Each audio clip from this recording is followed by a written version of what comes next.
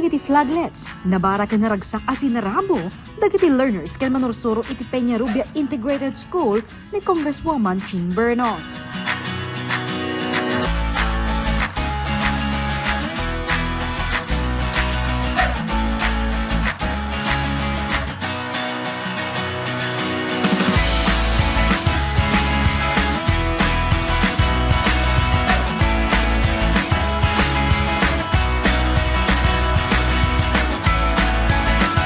Komportable, natalged, nadalos, naurnos, ken maiyan nato para ti panagadal dagiti estudyante.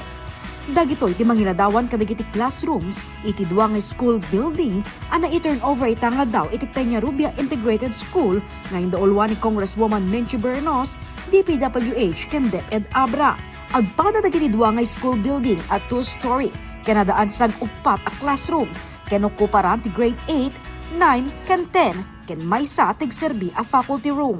Kasamo tayo mo't amin nga eskwela talaga nga dato iti request da ka new classrooms amin nga eskwela sa dayta ti kanay nga bagbagada nga hantay mga maited amin gapunta limited mo't ti pondo nga agapo ti DepEd ngano damag sa bali nga madawatan mi kinapo kong JB talaga mo't nga ikaragatan mi kas pagamo yung mo't nga talaga nga priority mi nga tulungan dagiti kwati pag-eskwelahan ti education talaga ti maysa nga priority mi mat nga gasawa nga mangkita ti pagsayatan ti amin nga ubing.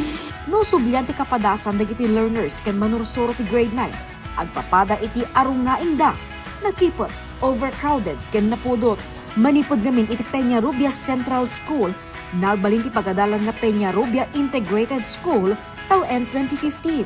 Rason adagiti classroom ket nairanta para kadagiti elementarya amang akomodar ti 25 a learners. Ngem iti nagbalin nga estado da Teacher Giovanni, 33 a learners ti grade 9 iti sursuro na kenno arigem na ileten ti classroom nga us-usarenda. May sa burden or may sa challenge kanyami nga teachers ma'am ket.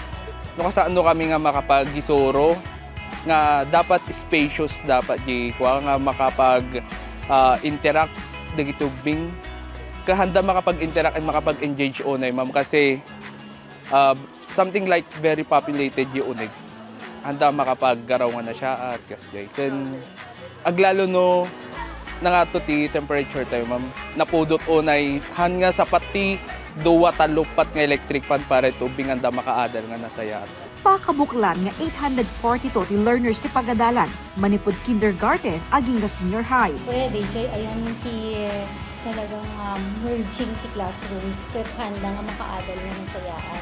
Kasi aside nga napudot, aside nga handa nga talagang comfortable, yun yung talagang reason.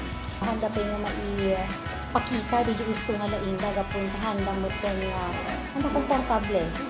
Babaen iti inisyatibo ni Kong Ching ken Kong JB na ikanpondo ti DepEd dagiti duwa nga school building ken nabangon babaen ti DPWH. Gapo iti daytoy saanen nga agsisinagsak dagiti learners no diket nawayadan ang makagaraw. Occupayan mi dayjay barbaro nga building nga nay alat yun nga mi ma'am ket naragsak na mat amam ta makagaraw maka-interact maka-engage ken makaadal nga na siya at dagiti ubing very conducive and favorable learning environment ti naipaay kanya mi. Dagiti teachers pa ikan siguro makasuro dati nasayaat, makaitagda iti conducive nga space para kadagiti learners. Aminado ti DepEd Abra akurang dagiti manursuro iti sekundarya ken senior high. Kastamet pa yen dagiti classrooms. Ken babaen iti suporta da Kong JB ken Kong Ching ininot amay kanda ito iti solusyon. Kagibdan ti inauguration ken panakabendisyon ti baro nga school building ti pagadalan. Manamnama pa iti panakabangon ti kanayunan a 8 a classroom ti Peñarubia Integrated School. Next ton nga may patakder de gabal don nyo dita. Total 8 classrooms, sir, DE. Una, adan ba DJ pondo na, adan i-award dala ang kanon. So, anytime, mabalingan nga rugyandan, paman nga malpas nga may award ni DPWH data nga project. Walang magagawa kung hindi sila sumusuporta. dahil sa nga kanilang mga inisyatibo. So, kasi sila naman ang leaders natin. So malaking bagay na lagi silang sumusuporta. Tinitingnan nila yung edukasyon bilang priority ng kanilang mga programa.